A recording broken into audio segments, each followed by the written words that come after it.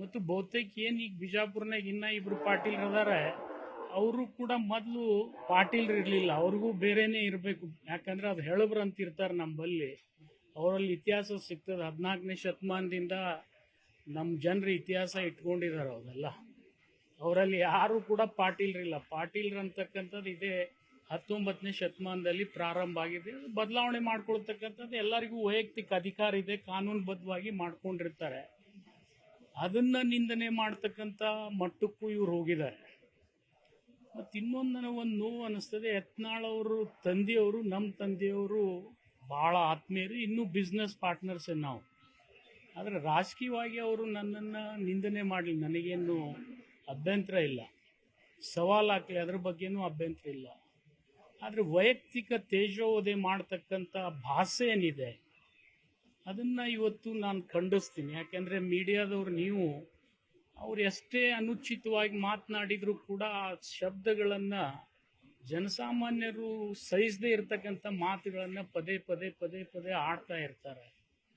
ಅದು ಯಾವುದೇ ರಾಜಕೀಯ ವ್ಯಕ್ತಿಗಳಿಗೆ ಸೂಕ್ತ ಅಲ್ಲ ಅಂಥೇಳಿ ನಾನು ಭಾವಿಸ್ತೀನಿ. ಜೊತೆಗೆ ಅವರು ಒಂದು ಸವಾಲು ಹಾಕಿದ್ರು, ನೀವು ಸ್ಪೀಕರ್ಗೆ ರಾಜೀನಾಮೆ ಕೊಟ್ಟು ನನ್ನ ವಿರುದ್ಧ ಸ್ಪರ್ಧೆ ಮಾಡಿ ಗೆದ್ದರೆ ನಾನು ರಾಜಕೀಯ ಬಿಡ್ತೀನಿ, ಇಲ್ಲದೇ ಇದ್ದರೆ ನೀವು ರಾಜಕೀಯ ಬಿಡ್ರಿ ಇಬ್ರು ಅಂತ ಹೇಳಿದ್ದಾರೆ. ಆ ಹಿನ್ನೆಲೆಯಲ್ಲಿ ಇವತ್ತು ನಾನು ಬಸವನ ಬಾಗೇವಾಡಿ ಕ್ಷೇತ್ರಕ್ಕೆ ರಾಜೀನಾಮೆಯನ್ನು ಸ್ಪೀಕರ್ಗೆ ಸಲ್ಲಿಸಿದ್ದೀನಿ.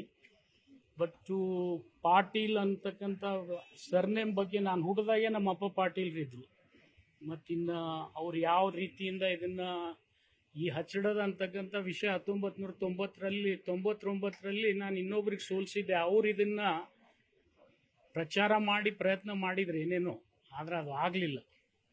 ಆದರೆ ಅವ್ರು ಇವ್ರಿಗೆ ಸಹಾಯ ಮಾಡಿರ್ಬೋದು, ಅದ್ರ ಬಗ್ಗೆ ನಾನು ಈಗ ಹೇಳಕ್ಕೆ ಹೋಗೋದಿಲ್ಲ. ಇದನ್ನೆಲ್ಲ ಕೆಣಕಲಿಕ್ಕೆ ಅದನ್ನು ನಾನು ಹೆಚ್ಚಿಗೆ ಹೇಳಕ್ಕೆ ಹೋಗೋದಿಲ್ಲ. ಆದರೆ ಇವತ್ತು ಅವ್ರ ಸವಾಲು ಸ್ವೀಕಾರ ಮಾಡಿ ನಾನು ರಾಜೀನಾಮೆ ಕೊಟ್ಟಿದ್ದೀನಿ. ಯತ್ನಾಳ್ ಅವರಲ್ಲಿ ಇಷ್ಟೇ ವಿನಂತಿ ಮಾಡ್ಕೊಳ್ತೀನಿ, ನೀವು ನನ್ನ ವಿರುದ್ಧ ನಿಲ್ಲು ಅಂತ ಹೇಳಿದ್ದೀರಿ. ನಾನು ಹೇಗೆ ರಾಜೀನಾಮೆ ಕೊಟ್ಟಿದ್ದೀನಿ ಹಾಗೆ ನೀವು ರಾಜೀನಾಮೆ ಕೊಡಿ ಬಿಜಾಪುರ ಕ್ಷೇತ್ರಕ್ಕೆ. ನೀವು ಅಲ್ಲಿ ಬಂದು ನಿಂದ್ರಂದ್ರೆ ಅಲ್ಲಿ ನಿಲ್ತೀನಿ, ಅಥವಾ ನೀವು ಬಸವನ ಬಾಗೇವಾಡಿಗೆ ಬಂದು ನಿಲ್ತೀನಿ ಅಂದರೆ ಬಸವನ ಬಾಗೇವಾಡಿಗೆ ಬಂದು ನಿಲ್ಲಿಕ್ಕೆ ನಾನು ತಯಾರಿದ್ದೀನಿ. ಆ ಸವಾಲು ಸ್ವೀಕಾರ ಮಾಡಿ ಇವತ್ತು ನನಗೊಂದು ಗಡುವು ಹಾಕಿದ್ರು ಅವರು. ಈ ಶುಕ್ರವಾರ ಒಳಗಾಗಿ ನೀವು ಕೊಡದೇ ಇದ್ದರೆ ನೀವು ನಿಮ್ಮ ಒಪ್ಪಿಗೆ ಹುಟ್ಟಿಲ್ಲ ಅಂತಕ್ಕಂಥ ಮಾತು ಪದೇ ಪದೇ ಇದನ್ನು ವೇದಿಕೆ ಮೇಲೆ ಮಾತಾಡ್ಕೋತ ಹೋಗ್ತಿದ್ರು ಅವರು. ಅದು ಬೇಡ, ಅದು ಒಂದು ಅಂತ್ಯ ಆಗಬೇಕು. ರಾಜಕೀಯವಾಗಿ ನಾನರೇ ಬದುಕಬೇಕು, ಅವರೇ ಬದುಕಬೇಕು. ಆ ಜನ ಆ ಕ್ಷೇತ್ರ ಬಿಜಾಪುರದವರೇ ಇರಲಿ, ಬಾಗೇವಾಡಿಯವರೇ ಇರಲಿ, ಅವ್ರು ನಿರ್ಣಯ ಮಾಡ್ತಾರೆ. ಅವ್ರ ಕೈಯಲ್ಲಿ ಮಾತು ನಾನು ಕೊಡಬೇಕಂತಕ್ಕಂಥ ದೃಷ್ಟಿಕೋನದಿಂದ ಇವತ್ತು ನಾನು ರೆಸಿಗ್ನೇಷನ್ ಕೊಟ್ಟಿದ್ದೀನಿ. ಸ್ಪೀಕರ್ ಅವ್ರಿಗೆ ವಿನಂತಿ ಮಾಡ್ಕೊಂಡಿದ್ದೀನಿ, ಅವ್ರು ಕರೆದು ಅವ್ರನ್ನೂ ಕೇಳಿ ಅವ್ರು ಏನು ರಾಜೀನಾಮೆ ಕೊಡ್ತಾರೆ ಅದಕ್ಕಿಂತಲೂ ಒಂದು ತಾಸು ಮೊದಲೇ ನಾನು ರಾಜೀನಾಮೆಯನ್ನೇ ಅಕ್ಸೆಪ್ಟ್ ಮಾಡಿ ಕಳಿಸಿ ಅಂತೇಳಿ ಅವರಲ್ಲಿ ವಿನಂತಿ ಮಾಡ್ಕೊಂಡಿದ್ದೀನಿ.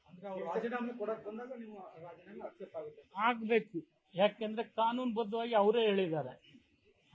ಅದಕ್ಕೆ ನಂದು ಅವ್ರದ್ದು ಬೇಕಾದ್ರೆ ನಂದೇ ಅವ್ರಕ್ಕಿಂತ ಮೊದಲು ಎಕ್ಸೆಪ್ಟ್ ಆಗಲಿ, ಸಾರ್ವಜನಿಕವಾಗಿ ಅವರು ಬಂದು ಉತ್ತರ ಕೊಡಲಿ. ಅದನ್ನ ನಾನು ಈಗ ಹೇಳೋದಿಲ್ಲ, ಅದು ನೀವು ನಿರ್ಣಯ ಮಾಡ್ತಾರೆ, ಅಲ್ಲಿ ಸಮಾಜ ನಿರ್ಣಯ ಮಾಡ್ತಾರೆ. ಈಗ ಅವ್ರ ಸವಾಲಂತರೂ ನಾನು ಸ್ವೀಕಾರ ಮಾಡಿದ್ದೀನಿ. ನಾನು ರೆಸಿಗ್ನೇಷನ್ ಹೋಗಿ ಸ್ಪೀಕರ್ ಕೊಟ್ಟು ಬಂದಿದ್ದೀನಿ. ಇನ್ನು ಸ್ಪೀಕರ್ ಅವ್ರನ್ನ ಕರೆದು ನೀವು ವಿಚಾರ ವಿನಿಮಯ ಮಾಡಿದ್ಮೇಲೆ ಏನಾಗುತ್ತೆ ಆಗುತ್ತೆ. ನಾನು ಇಲ್ಲೋ ನನಗೆ ಮುಖ್ಯಮಂತ್ರಿಗಳು ಇದಕ್ಕೆ ಸಂಬಂಧ ಇಲ್ಲ, ಪಕ್ಷನೂ ಸಂಬಂಧ ಇಲ್ಲ, ನೇರವಾಗಿ ನನ್ನ ವೈಯಕ್ತಿಕ ನಿರ್ಣಯ. ನನಗೆ ನೋಡಿ ಸಚಿವ ಸ್ಥಾನಕ್ಕೂ ಕೂಡ ನನಗೆ ನೋವಿಲ್ಲ. ನಾನು ಶಾಸಕ ಸ್ಥಾನ ಬಿಟ್ಟಾಗ ಸಚಿವ ಸ್ಥಾನ ನ್ಯಾಚುರಲಿ ಬಿಡಲೇಬೇಕಲ್ಲ, ಅದೇನು ದೊಡ್ಡಾಗಿದೆ ಅಷ್ಟೇ ಅಲ್ವಾ. ಇದು ಆಗಿರ್ತಕ್ಕಂಥ ಘಟನೆ ಬಿಜಾಪುರ ಜಿಲ್ಲೆಯಲ್ಲಿ ಬಹಳಷ್ಟು ಮುಸಲ್ಮಾನ್ ಬಾಂಧವರು ಇವರು ಮಾತನಾಡ್ತಕ್ಕಂಥ ವಿಚಾರದಲ್ಲಿ ನೋವು ಮಾಡ್ಕೊಂಡಿದ್ರಿಂದ ಈ ಪ್ರತಿಭಟನೆ ಅವ್ರು ಮಾಡಿದ್ದಾರೆ. ಅದರಲ್ಲಿ ಜಿಲ್ಲಾ ಉಸ್ತುವಾರಿ ಸಚಿವರು ಅವ್ರು ಬರಬೇಕಾಗಿತ್ತು, ಬರಲಿಲ್ಲ. ಆದ್ರೆ ನಾವು ಹೋಗಿದ್ವಿ, ಅದು ನಮ್ಮನ್ನು ಟಾರ್ಗೆಟ್ ಮಾಡಿ ಅವ್ರು ಮಾತನಾಡಿದ್ದಾರೆ, ಅದಕ್ಕೆ ನಾನು ಉತ್ತರ ಕೊಡಬೇಕು.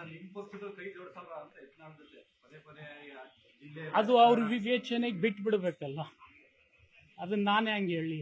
ಅವ್ರು ಬರ್ತಾರಂತೆ ಮುಸಲ್ಮಾನ್ ಬಾಂಧವ್ರು ಹೇಳಿದ್ರು, ಅವ್ರು ಬರಲಿಲ್ಲ. ಅದಕ್ಕೆ ಅವ್ರು ಬಹುತೇಕ ಯತ್ನಾಳ್ ಅವ್ರು ನನ್ನ ಟಾರ್ಗೆಟ್ ಮಾಡಿರ್ಬೋದು.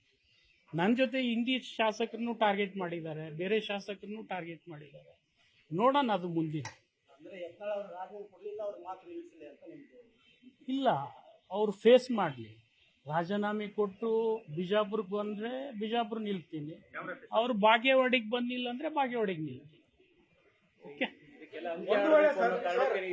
ನಾನು ರಾಜೀನಾಮೆ ಕೊಡಕ್ ಬರ್ಲಿಲ್ಲ ಅಂದ್ರೆ ಇಬ್ಬರದು ಕೂಡ ರಾಜೀನಾಮೆ ಅಂಗೀಕಾರ ಆಗೋದಿಲ್ಲ, ಅದನ್ನ ಆಗೋದೇ ಇಲ್ಲಲ್ಲ. ಯಾರಾದ್ರೂ ಒಬ್ರು ಸವಾಲ್ ಸ್ವೀಕಾರ ಮಾಡ್ಬೇಕಲ್ಲ. ಅವ್ರು ನನಗೆ ಸವಾಲ್ ಹಾಕಿದ್ರು ನಾನು ಸ್ವೀಕಾರ ಮಾಡಿ, ನಾನು ಗಡುವು ಹಾಕಲ್ಲ. ನಾನು ಡೆಡ್ ಲೈನ್ ಕೊಡೋದೇ ಇಲ್ಲ. ಅವ್ರು ಬಿಟ್ಟಿದ್ ವಿವೇಚನೆಗೆ ಜನ ನಿರ್ಧಾರ ಮಾಡ್ತಾರೆ. ಒಂದ್ ವೇಳೆ ಅವ್ರು ಕೊಡಕ್ ಬಂದಾಗ ನಿಮ್ದು ಅಂಗೀಕಾರ ಆಗತ್ತೆ. 100% ಬೇರೆ ಏನೂ ಇಲ್ಲ ಇದರಲ್ಲಿ. ಈ ಹೇಳಿಕೆಗೆ ಇದು ಪದೇ ಪದೇ ನಡೀತಾನೆ ಇತ್ತು. ನಿಮ್ಗೆಲ್ಲ ಒಂದು ಸ್ವಲ್ಪ ಜ್ಞಾಪಕ್ಕಿರಲಿ, ನಾನು 3 ಪಕ್ಷದಿಂದ ಗೆದ್ದಿದ್ದೀನಿ. ದಳದಿಂದ ಗೆದ್ದಿದ್ದೀನಿ, ಕಾಂಗ್ರೆಸ್ನಿಂದ ಗೆದ್ದಿದ್ದೀನಿ, ಒಂದು ಸಾರ್ತಿ ಬಿಜೆಪಿಯಿಂದ ಗೆದ್ದಿದ್ದೀನಿ. ಅವ್ರನ್ನ ಎಂಪಿನೂ ಮಾಡಿದ್ದೀನಿ. ಅವ್ರು ಮೊದಲು ಒಮ್ಮೆ ಎಂಪಿಗೆ ಸೋತಿದ್ರು, ನಾನೇ ಬಿಜೆಪಿಗೆ ಹೋಗಿ ಅವ್ರನ್ನ ಎಂಪಿ ಮಾಡಿದ್ದೀನಿ. ನನಗೆ ಪಕ್ಷದಕ್ಕಿಂತಲೂ ವ್ಯಕ್ತಿತ್ವ ಭಾಳ ದೊಡ್ಡದಿದೆ, ಅದು ಉಳಿಸ್ಕೊಳ್ಳೋ ಸಲುವಾಗಿ ನಾನು ಮಾಡಿದ್ದೀನಿ ಅಷ್ಟೇ. ಎಲ್ಲದಕ್ಕೂ ಅಂತ್ಯ ಆಡಬೇಕು ಅಂತ ಸರ್, ಪದೇ ಪದೇ ಈ ತರ ಆಗ್ತಾ ಇದೆ ಹೇಳಿಕೆಗಳಿಗೆ. ನಾನು ಹೋಗಿ ತರುವುದೇ ಇಲ್ಲ, ಅವಶ್ಯಕತೆ ಇಲ್ಲ ನನಗೆ. ಇದು ನನ್ನ ವೈಯಕ್ತಿಕ ನಿರ್ಧಾರ, ಅವ್ರಿಗೆ ಹಾಕ್ಬೇಕು. ಅದು ನೋಡೋಣ ಆಮೇಲೆ. ಓಕೆ, ಒಂಥರ ಪಕ್ಷಕ್ಕೆ ಮುಜುಗರ ಆಗ್ಬೋದಲ್ಲ. ಪಕ್ಷಕ್ಕಿಂತ ಸಂಬಂಧ ವೈಯಕ್ತಿಕ